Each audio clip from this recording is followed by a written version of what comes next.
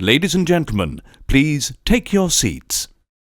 You know, it's remarkable to see how the smallest of things can impact the world around us. And guess what? If you're within the sound of my voice, that must mean that you're in the seats with once more. As always, my name is Dave Voigt, and I'm the host of this podcast, where we sit down with a wide-ranging variety of entertainment industry professionals. We pick their brain about current projects, state of the industry, how they got started, and so very much more in a light and conversational fashion. And, if you like how we do things around here, I am going to assume that you do because you're listening. So please keep listening and subscribe. Hit that subscribe button. Give us the old 5-star rating in your podcast provider of choice. We're available pretty much everywhere. Places like Apple, Amazon, Spotify, Google, plus we archive every single one of our episodes over at our In the Seats YouTube channel, so you can give us a like and subscribe there as well. We'd absolutely appreciate it. Also, don't hesitate to check us out on social media. We're on the Facebook, the Twitter, the Instagram, the Letterboxd, the TikTok, the Blue Sky, the Threads. There's too many at In the Seats, where we have all sorts of fun updates. And finally, and I do dare say most importantly, please pay us a visit over at In the Seats, intheseats.ca, for all the latest and greatest from the world of film, television, basically the movie image at large. Because guess what? If we love to watch it and write about it and talk about it, we love it all that much more when you come by and read about it and listen about it. So please do us that ultimate kindness. Come on by and pay us a visit, because we sure would appreciate it. On this episode of this audio-only experience, guess what? It's still hot docs. It's still running in our fair city through the weekend, and we've got interviews and more reviews coming up, and to shake a stick at. First off, we had the chance to talk about a beautiful film that we got to see. It had its world premiere called Parasisi, and it's a story along the Lawa River, which marks the border between Suriname and French Guiana, where the Wayana people live in a landscape that is shaped by history and intrusion as well. And it's the title is drawn from the Wayana word for parasite or intruder. It's a very quiet, very lyrical movie that shows the impact of outsiders into their community, into their sort of environment, both in ways that are obvious and ways that aren't. Especially given the illegal gold mining activities that go on their land, which contaminates the land with mercury, and just brings these people into the present, whether they want to or not. And it's a little sad, but it's also very interesting, and it has a borderline absurdity to it, as we see some of these sort of Western traditions that we try to impose on indigenous identities, and it's really remarkable to watch. And we had the unique pleasure sitting down with directors Zaide Bil and Sebastian Segers to talk about the origins of the film and just how they shot it, and really sort of wanting to get this story out there. It's a remarkable piece of work. It is doing the festival circuit now. Go check out Parasisi, but obviously first enjoy our conversation with Zaide and Sebastian, because between you and me, it's a pretty darn good one. Well, first off, I mean, Sebastian, Zaide, just thank you so much for the time. And I mean, I got to watch the film last night. It was absolutely gorgeous. I mean, I guess my first question is, walk me through sort of the impetus or the idea to make this film, because I mean, I was so fascinated by this idea of sort of these subtle invasions by the quote unquote intruders, the Parasisi. Okay, yeah. So thank you so much for having us. We made a film in Suriname before, so it was actually my graduation film, because my family is Surinamese but with an Indian background. So we filmed the family house that was still existing in Paramaribo, the capital. And because of the process of making this film, it was about migration and about identity, and then migrating to the Netherlands afterwards. And this whole research about migration and research about the country got us attracted to like the indigenous people of the country where we were filming that were not migrating. So the that's really how the project of Parasisi started. We wanted to make a story about the indigenous people. And then we came across this group, the Wayana, which is on living on the border between Suriname and French Guyana, which is still part of France, Europe. And then it became something really complex about Europe connecting to South America and decolonization. And then this indigenous group had all this complexity in a whole, together with the mercury poisoning. It Mm, became like a really big story in a very small place in the Amazon forest. for sure, for sure. And I mean, I think something that I really appreciated about this is that obviously you could have made a film that was just about sort of the mercury poisoning and the effects of the gold mining on these people. But I love the parallel with sort of the missionaries and the absurdity of just sort of what's going on there as well, and sort of having that parallel of these, these things that are sort of medically horrible and, things that are happening to the people, but at the same time, this almost funny, offensive attempt to sort of convert and sort of, help them find the way kind of thing, which obviously it's well intentioned, but it's if it wasn't laughable, it would be offensive, and it's both.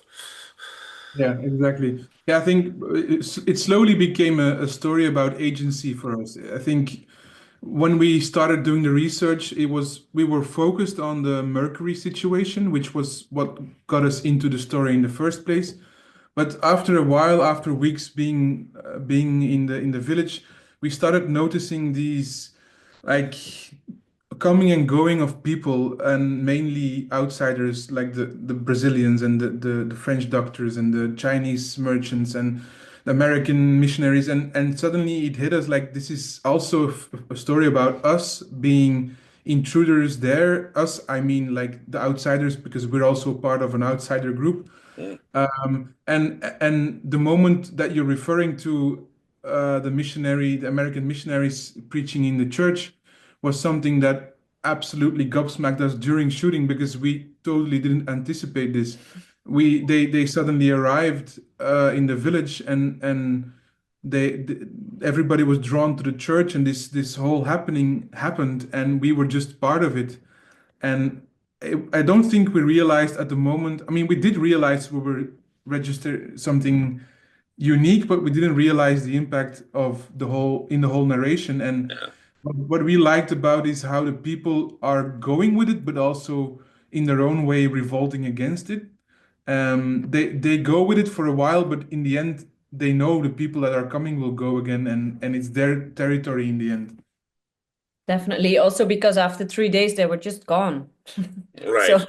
it was really like intruders coming and going, and And it there was actually the like what was happening with all the outsiders. They would always arrive, stay for something, maybe also get something out of it, and then just leave again. Mhm.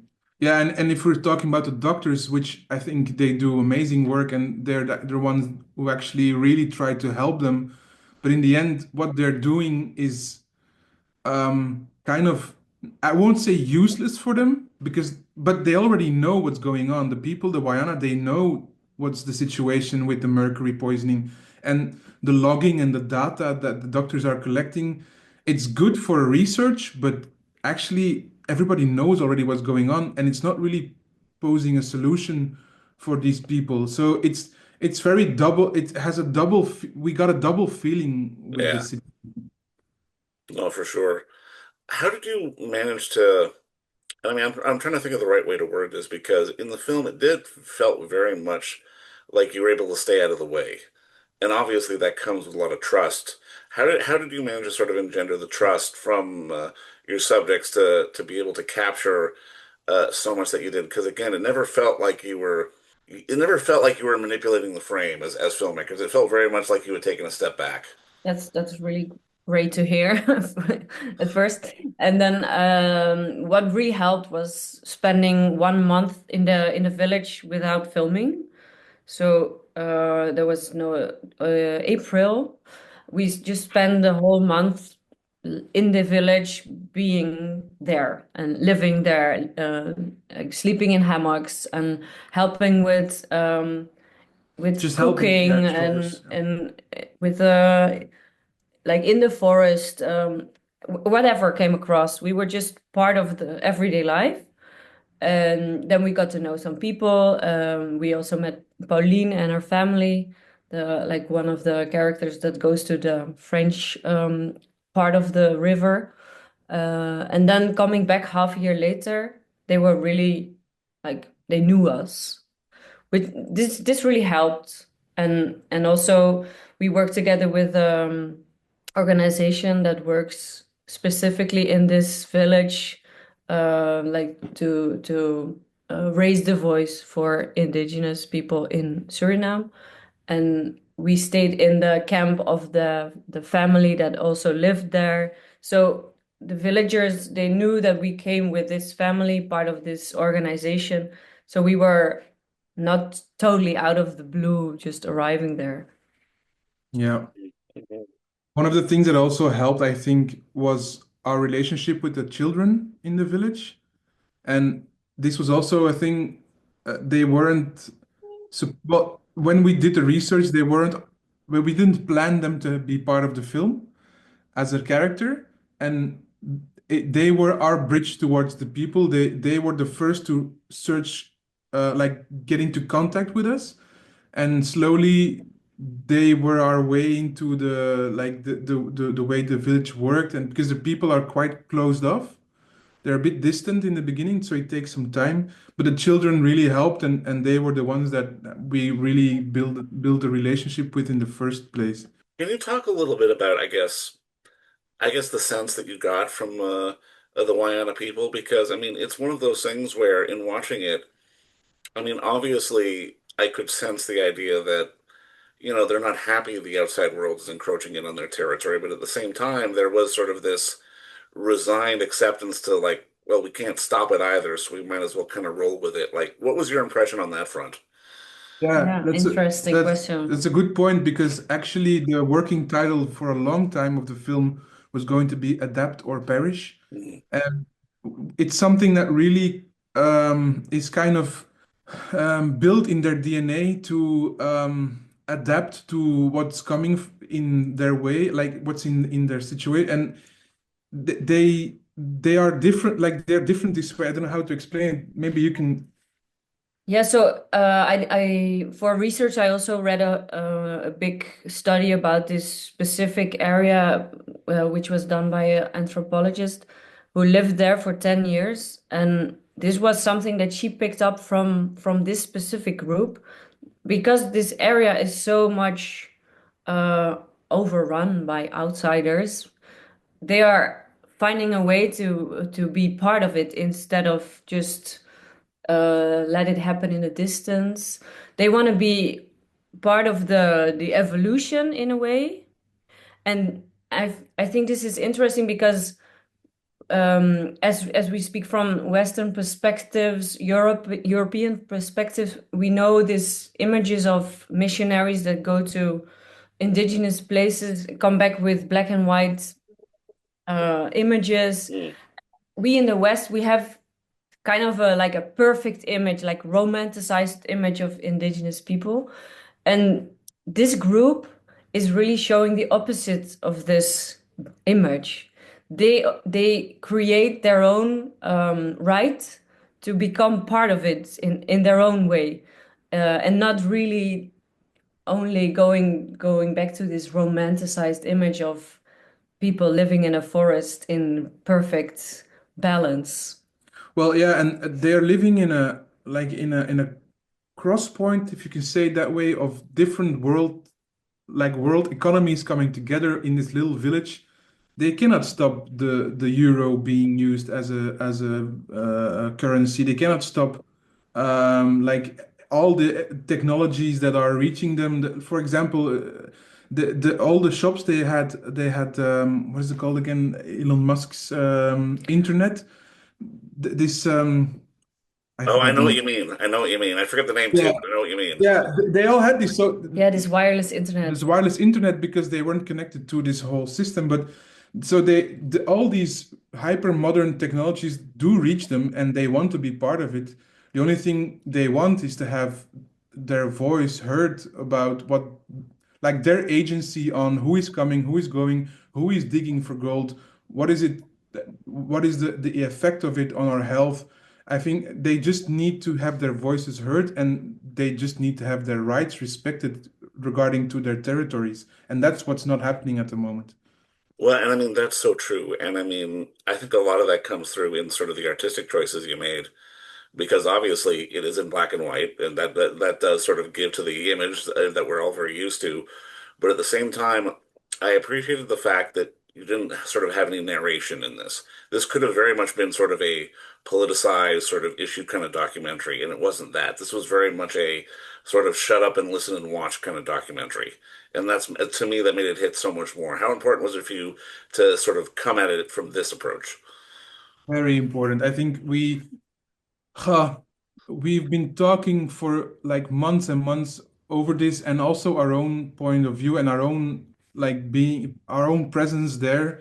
It's not our voice that needs to be heard. It's not us that needs to be listened to. We don't need to be the activists to like ring the bell. I think it was meant for us at the end as a mirror towards our own people, maybe like in exactly like you're saying, shut up and listen, or shut up and watch, and just see how life can be somewhere else, and what our influence from the other side of the world is on people who have never met, who we don't think about. I mean, nobody thinks about their golden earrings being affecting other people on the other side of the world. They don't, and I think it's normal that you don't think about it. And for us, this was a big thing during the process: is let's just flip it over and let them show their life, and let us think about our influence on their lives. Yeah, because by just showing their everyday life, there is a lot of influence that reminds us about something that we are also part of, like the languages or the like all details like modernized watches or we also saw like little kids on TikTok. It's not in the film, but like it's all over this influence, and this is something about us. No, and I mean, I agree with that. It's one of those things that it kind of speaks to the interconnectedness that we kind of all share all across the globe. And it's something, I mean, this day and age, obviously, it feels like we need to be more aware of it now more than ever. And I mean, this really is sort of a beautiful and subtle kind of statement to that. And I mean, just to put a bow on this, I'm curious, uh, when you like, have you been able to show the Wayana the film, or is that something that's still coming down the road? So far, we showed Pauline, the main character, Right. her family, and she was really touched by it. But she was also happy to see that it's documented this today, like what's happening today, since it is also changing a lot. And then the organization that we work with, they also saw it. They're also very shocked by it. Well, they saw it. They were actually actively involved in the whole post-production process. So they Also in translation, for exactly they example. did translations. They watched the like the not the final cut, like the rough cuts. So they were involved, and in the end, they were very happy the way we like finished the film, and they will hopefully use the film as a tool for them as well, to show other people like this is our situation now. Because they also really see the pain. What's like for the perspective of the indigenous, it's also very painful to see this film. And our plan is to go with the film via the river, going starting at the top and going down and showing the film to all the villages that we pass. That's something that we would like Yeah. to finalize the whole tragedy. When we got the permission of the chiefs of the villages, one of the points they made was, you can film, but we want you to come back when the film is done and show it to our villagers, just as an act of like working together. And so that's our big plan. We hope to do this in October, go down the river and visit all the villages that have participated and show the film. Well, that's a beautiful thing. And I mean, at the end of the day, that's so important just to be able to have them see it, but also obviously for audiences to see it. And I mean, obviously, congrats on your world premiere here in Toronto. You're definitely in the right festival. I mean, I'm excited for you guys. And I mean, just again, congrats on a really sort of salient, I mean, it's a relevant piece of work. It's, I mean, again, it's telling us something real, but it's not trying to hit us over the head with it at the same time. Like at the end of the day, this is a piece of art that's got to sink into us. And I think this film really does that. And just again, both of you, congrats on the Thank you. work and thank you so much for the time today. Thank Thank you you for so your kind much. words. You're very welcome. All right. See you later. See you later. Bye.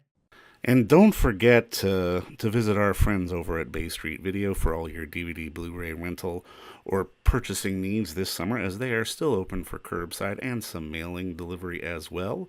Over at 1172 Bay Street, Toronto, Ontario, Canada, you can give them a call at 416-964-9088. That's 416-964-9088. Or send them an email at baystreetvideoto@gmail.com for any of your DVD and Blu-ray needs.